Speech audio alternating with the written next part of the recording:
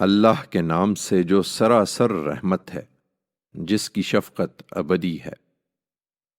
قلم گواہی دیتا ہے اور جو کچھ لکھنے والے اس سے لکھ رہے ہیں کہ اپنے پروردگار کی عنایت سے تم کوئی دیوانے نہیں ہو، اور تمہارے لیے یقیناً وہ صلہ ہے جس پر کبھی زوال نہ آئے گا، اور تم بڑے اعلیٰ اخلاق پر ہو۔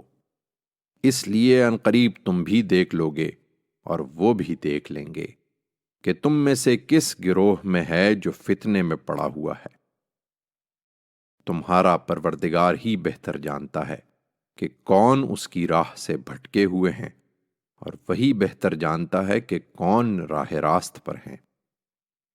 اس لیے تم ان جھٹلانے والوں کی کسی بات پر کان نہ دھرو۔ یہ تو چاہتے ہیں کہ تم ذرا نرم پڑو، پھر یہ بھی نرم پڑ جائیں گے۔ ہرگز کان نہ دھرو کسی ایسے شخص کی بات پر جو بہت قسمیں کھانے والا ہے، بے وقت ہے، اشارہ باز ہے، چغلی لیے پھرتا ہے، بھلائی سے روکتا ہے، حد سے بڑھ جانے والا ہے، حق مارتا ہے، پتھر دل ہے، اور اس پر مزید یہ کہ بے اصل بھی ہے۔ یہ اس بنا پر ہے کہ اس کے پاس بہت مال ہے اور بیٹے ہیں۔ ہماری آیتیں اسے سنائیے تو کہتا ہے یہ تو اگلوں کے افسانے ہیں۔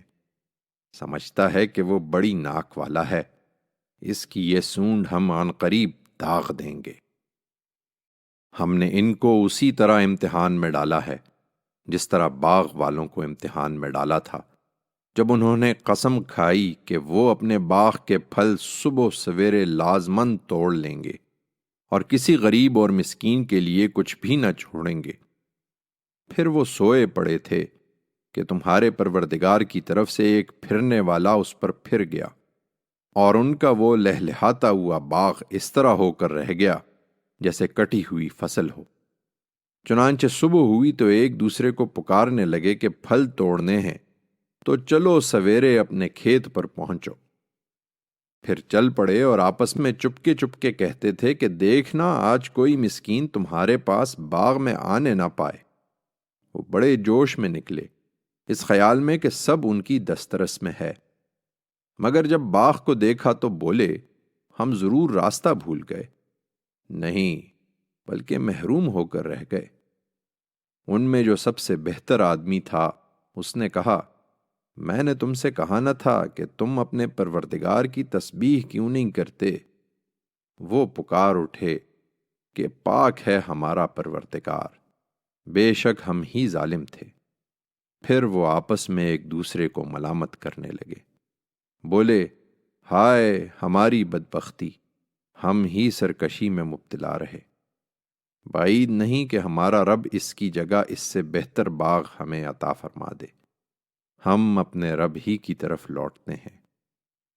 لوگو، اس طرح آئے گا عذاب، اور آخرت کا عذاب تو اس سے کہیں بڑھ کر ہے۔ کاش یہ لوگ اس کو جانتے۔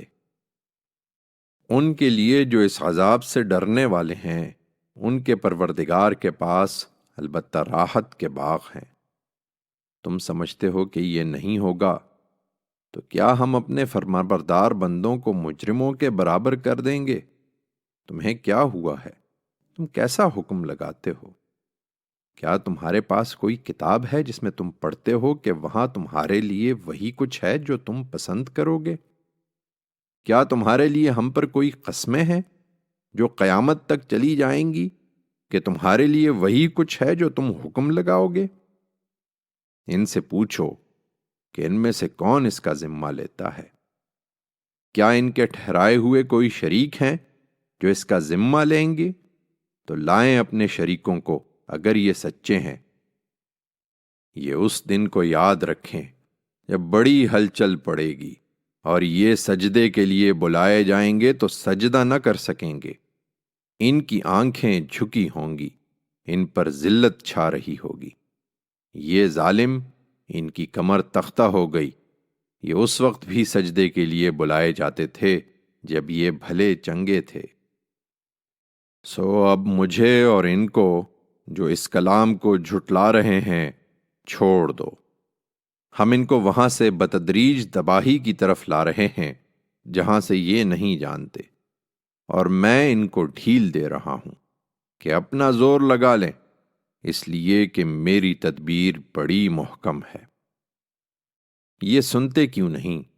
کیا تم ان سے کوئی معاوضہ چاہتے ہو کہ یہ اس کے تاوان سے دبے جاتے ہیں، یا ان کے پاس غیب کا علم ہے کہ آخرت میں بھی یہی سرخرو ہوں گے اور یہ اس کو لکھ رہے ہیں؟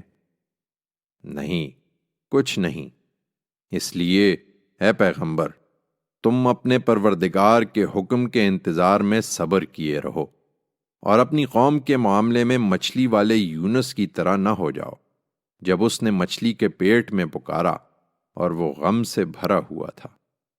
اس وقت اگر اس کے پروردگار کی عنایت اس کے شامل حال نہ ہو جاتی تو اپنی اس عجلت کے نتیجے میں مذموم ہو کر وہ اسی چٹیل میدان میں پڑا رہتا جہاں مچھلی نے اسے اگل دیا تھا، لیکن وہ پلٹا تو اس کے پروردگار نے اثر نو اس کو برگزیدہ کیا اور اس کو اپنے صالح بندوں میں شامل کر لیا۔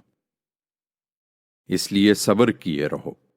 یہ منکرین جب تم سے یہ یاد دہانی سنتے ہیں تو لگتا ہے کہ اپنی نگاہوں کے زور سے تمہیں پھسلا دیں گے، اور کہتے ہیں کہ یہ ضرور دیوانہ ہے، درحال کہ یہ تو سارے جہان والوں کے لیے ایک یاد دہانی ہے۔